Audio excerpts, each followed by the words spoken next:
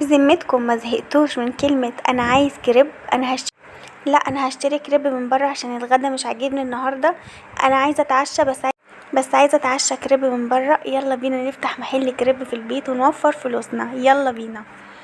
اول حاجه كده معايا نص كيلو من صدور الفراخ مغسوله كويس ومصفيه كويس جدا من الميه بتاعتها، ومقطعاها زي ما انتم شايفين كده شرايح طويله. معايا هنا معلقه دبس رمان، معلقه صويا صوص، معلقه مستردة. من كل حاجه من دول معلقه، وهحط كمان معلقه من السكر بس للاسف ما جاتش في التصوير. وهنا البهارات بتاعتي عباره عن نص معلقه من الفلفل الاسود ونص معلقه من الجنزبيل بيخلي طعمها حلو جدا. ومعايا هنا نص معلقه من الثوم البودر ونص معلقه من البصل البودر. بهاراتنا سهله وبسيطه وخفيفه جدا مفيهاش اي تعقيد. وطبعا نص عصره ليمون عشان ريحه الزفاره بتاعه الفراخ، بتودي ريحة الزفارة. ونزلت طبعا بنص معلقة كده من البابريكا بتديها لون حلو زي ما حضراتكم كده شايفين. وهبتدي اجيب بقى اكياس التلاجة دي ممتازة بجد، انصح بيها لكل عروسة لكل ست بيت. بتمنع الريحة تتوزع في التلاجة كلها، ولو في حاجة تاني مش هتلقط منها. بت يعني بتحافظ على الحاجة اللي بتحطيها. يلا بينا بقى نعمل تومية، ما هو كريب يعني تومية، ما ينفعش الكريب من غير تومية خالص. معايا 4 من حبات البطاطس، هقطعهم مكعبات عادية خالص في مية احطها على النار. بس هنا الخطوة او التركة اللي احنا عايزينها، مش هنسلق البطاطس، لا احنا هنهري البطاطس، مش هننزل البطاطس من على النار غير لما نحس ان هي بقت مهرية خالص. وهنا بالفعل البطاطس معايا اتهرت وهرستها كده بالشوكة، ونزلت معايا بنص عصرة ليمونة ونص معلقة من الفلفل الاسود. بتحب الفلفل الاسود كتر شوية كمان. وهنا الملح بتاعي حطيت معلقتين، البطاطس بتبقى يعني بتشرب الملح كده، بس برضو نخلي بالنا من الملح. ودول حوالي 5 فصوص توم بالظبط. طبعا كل ده انا طبعا فرمه التوم وهرسه البطاطس، بس طبعا كل ده هينزل في الخلاط تاني. وطبعا كان معايا ربع زيت بس برضو ما جاش وانا بصور. ومعايا هنا مايونيز، هنحط 4 معالق مايونيز، وهحتاج حوالي 4 معالق تاني لما اجي اضربه في الخلاط. وكوبايه الميه اللي انا اخدت منها دي هاخد منها بالتدريج على قد القوام اللي انا حباه في التوميه. وهنا كنت ضربت التوميه كلها في الخلاط، شايفين ناعمه وقوامها حلو جدا جدا جدا، شايفين زي قوام المايونيز بالظبط، ناعمه وقوامها حلو قوي ومظبوطه جدا. طبعا انا احتجت كمان زي ما قلت لكم، احتجت معلقتين مايونيز تاني واستخدمت كوبايه الميه كلها. شايفين القوام، حاجه بتحكي عن نفسها. تعالوا بقى هنا نحضر الدقيق للصدور الفراخ. احنا عاملينها كده زي مثلا ستريبس كده. حطينا شويه جنزبيل، شويه فلفل اسود، شويه كاري، بيدي ريحه حلوه قوي للتتبيله دي. طبعا الملح اكيد يعني في الدقيق. انا ما حطيتش ملح في الفراخ، ما بحبش احط ملح في الفراخ، بحس ان بتديها كده تمليحه جامده قوي. انا بحب احط الملح في الدقيق، وطبعا ده اختياري براحتكم. هنا هننزل بقى بالفراخ الاول في الدقيق وبعد كده في الميه وبعد كده في الدقيق. طبعا هنخلي ايد للميه وايد للدقيق.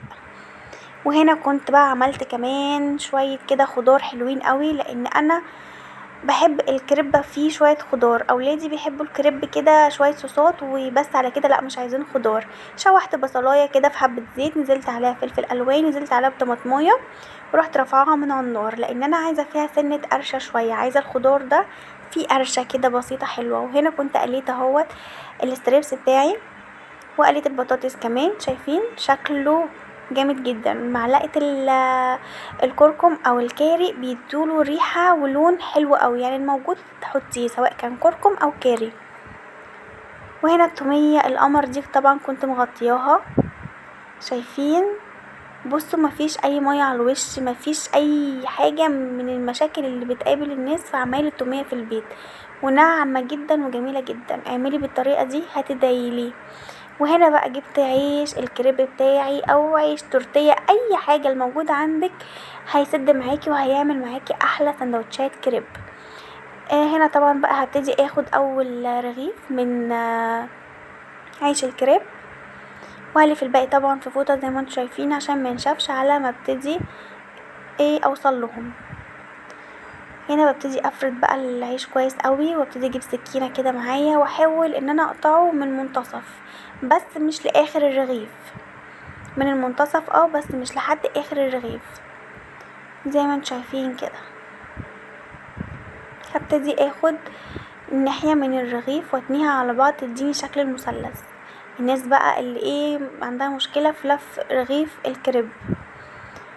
هنا كنت نسيت الجبنة الموتزاريلا فجبتها وريتها لكم. دي جبنة موتزاريلا صوابع، قطعتها بالشكل ده زي ما انتم شايفين. هبتدي بقى احط كام معلقة كده من التومية على حسب ما بتحبي التومية قد ايه في الساندوتش. انا هنا بحب التومية جدا في الساندوتش، بحبها كتيرة. هبتدي بقى ان انا اوزع التوميه كلها زي ما شفتوا كده، وابتدي ان انا احط الجبنه الموتزاريلا براحتك بقى. حابه تحطيها بعد ما تحطي البطاطس والستريبس بتاعك وكل حاجه دي يعني براحتك. راس الساندوتش ده حاجه يرجعلك انتي. زي ما شايفين انا بس بحاول ان انا اخلي صوابع البطاطس بصوا الشكل نظامي كده، مش واحده يمين واحده شمال. وهبتدي اجيب بقى الستريبس كده وارصه فوق البطاطس. انا طبعا هنا مش مجريه الفيديو، مش مسرعاه خالص بحيث ان الخطوه تبقى واضحه وباينه كويس قوي، ولف الساندوتش باين كويس قوي. هنا ببتدي ان انا احط مايونيز. حابه بقى تحطي اي نوع صوصات حطيها، يعني الاكل اذواق وده ذوقك بقى في اكلك. الصوصات اللي تحبيها حطيها. انا هنا بقى حطيت المستردة في كيس حلواني، لان طبعا المستردة انا جايباها جيركن كبير فما كانش نافع ان انا احط بالجيركن كده، فجبت كيس حلواني وحطيت فيه شويه. بنتصرف اهو زي ما انتم شايفين. كان شكلها حلو وكان تمام يعني. هنا بقى ابتدي ان انا الف الساندوتش، المرحله اللي معظم الناس يعني بتخاف منها. انا شخصيا كنت بخاف منها لحد ما اتعلمتها كويس قوي. زي ما انتم شايفين كده وابتدي الف الساندوتش. يا رب تكون اللف باين قوي يعني قدامكم. الاول ده كده الاول. يلا بينا بقى نعمل كمان الرغيف مع بعض عشان اللفه تبقى واضحه جدا قدامكم. هنا بقى ايدي عكست معايا شويه وما جبتش الرغيف من النص، بس عادي خالص. هحاول انا بس من فوق كده ان انا اخليه شكل المثلث زي ما انتم شايفين كده. بصوا بقى شكله مثلث، بحيث ان انا لما اجي الف الساندوتش بتاعي يبقى واخد شكل المثلث من المبدأ. وابتدي انزل التوميه طبعا كالمعتاد، وابتدي اوزعها كلها كده على اللقمه من جوه. وابتدي انزل بشويه بطاطس زي ما قلنا، خليها شكلها نظامي، ما يبقاش واحده في اليمين واحده في الشمال، ما بتبقاش لطيفه. بعد كده لما تيجي تلفي الساندوتش هيضايقك جدا في لف الساندوتش، ممكن تقطع معاكي الساندوتش. فلما اكون كده بالطول شكلها نظامي كده وجميل يبقى الساندوتش سهل جدا في لفه معاكي. زي ما شايفين بقى نحط الستريبس فوق البطاطس فوق التوميه. شايفين رص كده. نبتدي بقى نجيب باقي الحاجات اللي هنحطها. ادي الجبنه، حط كده شويه جبنه محترمين. طبعا بقى اللي بيحب الجبنه قوي هنزود له جبنه قوي، بيحب الخضار قوي هنزود له خضار قوي. زي ما انتم شايفين كده حطيت شويه صوصات. طبعا الصوصات دي بقى لعبتك انتي، وطبعا شوفي اولادك بيحبوا ايه. انا هنا طبعا عملت اللي اولادي بيحبوه واللي جوزي بيحبه واللي انا بحبه. كل حد في البيت عايز سندوتش بطعم معين عملته له. بصوا احنا بنلف ازاي، شايفين؟ بصوا اداني شكل مثلث ازاي، روعه. تسلم ايدي بجد، تسلم ايدي. مفيش بقى تسلم ايدك. بصوا دي كده بتبقى هي اللي هنحطها على الطاسه على طول، يعني الحته اللي في الاخر دي هننزل بيها على الطاسه على طول. نعمل بقى اخر رغيف مع بعض عشان نثبت اللفه كويس جدا. نقطع برضو الرغيف كده ونديله شكل المثلث من البدايه. لما بتدي شكل المثلث من البدايه بجد بيسهل عليكي قوي لف الكريب. لازم نسهل كده على نفسينا، ولازم كده نبقى شطار كده وجمال كده. كده احنا شطار اصلا ومفيش حاجه بتقف في طريقنا. تمام ولا ايه؟ قولولي في الكومنتات كده. زي ما انتم شايفين بقى ابتدي نرص برضو الساندوتش بشكل نظامي عشان البطاطس ما تقطعش معايا الساندوتش وانا بلفه.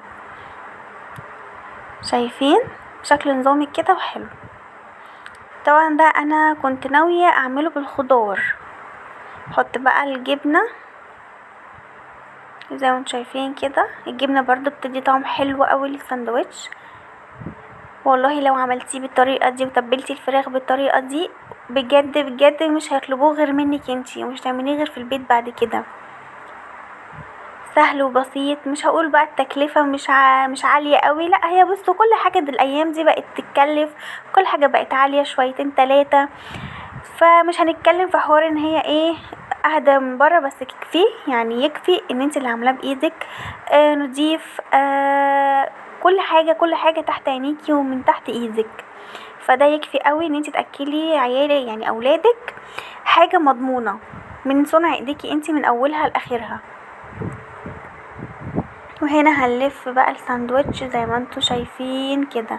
شايفين الحته اللي بتبقى من المثلث الاولاني دي بحطها كده ايه من تحت، وابتدي ان انا الف الساندوتش. وخلي بالي ان هو ساندوتش الخضار ده، الخضار بيفضل كده يقع منه حبتين تلاتة، بس ما علينا هنلمهم كده كده. هنحطينه يعني على حاجه نظيفه، والرخامه بتاعتنا ممسوحه كويس جدا. فالدنيا عندنا الحمد لله يا رب.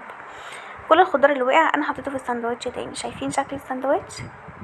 اللفه دي كده هننزل بيها على الطاسه او الجريل اللي هنبتدي ندي فيه العيش صدمه. شايفين انا هنا لفيت كل الكريب بتاعي. شكله اللهم بارك حاجه الله اكبر عليها. كده انا هبتدي بقى ان انا اديله وش من الظهر والوش بتاعه ونرجع تاني. دلوقتي احنا هنقدمه بطريقتين. طريقه زي اللي بيجي بالظبط من بره في الورق الكريب اللي هو المخصص بالكريب، هتلاقوه عند اي حد بيبيع الاطباق والشنط والاكياس والكلام ده كله. والطريقه التانية هنحطه على بوردة كده وشويه بطاطس كده وشويه توميه والسندوتشات عليها. شايفين؟ معاكي طريقتين ممكن تقدمي بيهم لاولادك في البيت وتغيري لهم وتنوعي لهم، وننسى بره ده خالص. تعالوا بقى نفتح مع بعض كده ساندوتش حلو ويفتح النفس مع بعض، شكله بيحكي عنه. نقطعه كده. عايزه اقول لكم والله القرمشه جامده، القرمشه جامده جدا. شايفين الساندوتش بتاعي الحته اللي المفروض ينزل عليها على طول ماسكه ازاي؟ هو هنا كانت قطع بس مني وانا بقطع بالسكينه. بصوا الحشوه حلوه مش قليله، كتيره وحلوه قوي. ونص كيلو ما شاء الله اللهم بارك. عمل معايا كميه حلوه احسن ما بنشتريها من بره.